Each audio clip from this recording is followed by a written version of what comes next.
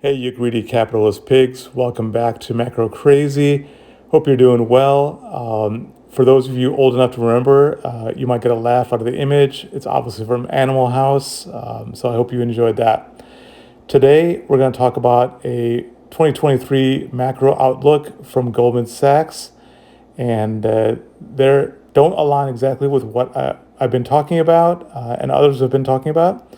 So let me know what you think in the comments, but let's get started. Okay, the first bit of news is obviously not going to be great. Global growth, they're calling for slow growth globally, around 1.8%.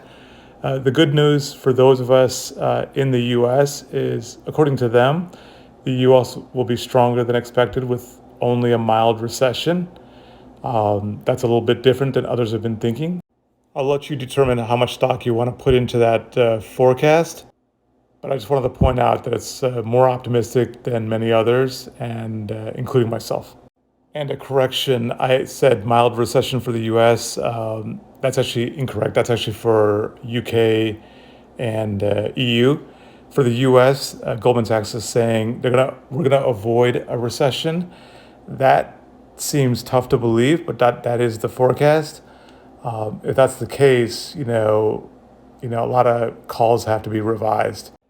Here in this chart, you can clearly see Goldman is highlighting that they are kind of an outlier with their no recession call. And by the way, kudos to the highly paid Goldman Sachs interns or junior employees who created these beautiful charts. They look great. Okay, in the charts above, they're basically talking about inflation for 2023 falling very rapidly back down to around 3% for the PCE. That's the drop is going to be, sorry about that, it's going to be driven by two things primarily: job openings, which can be easily closed.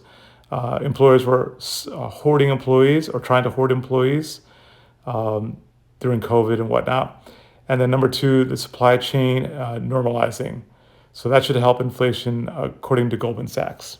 Another beautiful chart here showing exactly what I talked about, which is basically excess labor demand.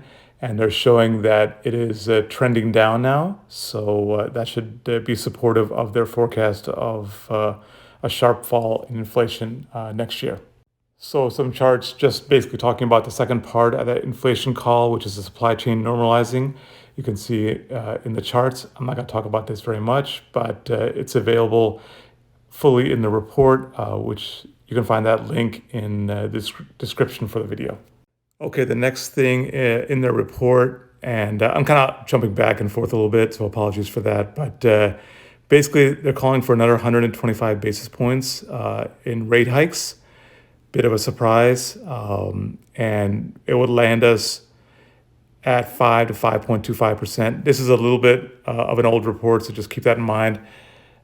So final end date is 5 to 5.25%, and no cuts in 2023. So just keep that in mind when you're adjusting or creating your forecast, macro forecast for next year. Okay, our friends in the UK and EU, though, they're going to have a bit of a tougher time. Goldman Sachs is calling for a mild recession over there, primarily driven by outrageous energy bills by that whole Ukraine fiasco. So, but only mild, but a recession nonetheless.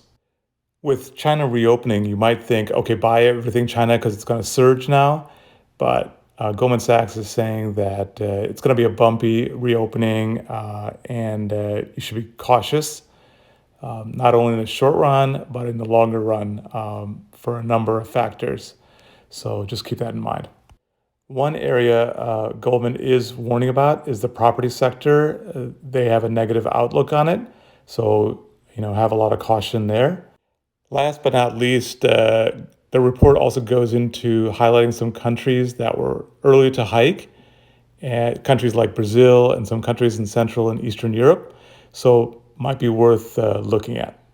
Okay, so for our forecast or what you want to do in 2023, obviously, if the rates are higher for longer, you have to rethink being outright short for the USD, long bonds, have to rethink stocks, you have to be opportunistic, and commodities also, you have to be opportunistic. And I'll try to create a 2023 longer form video to do some projections and go through that with everybody. Hope that was useful. Subscribe if you liked it. Take care.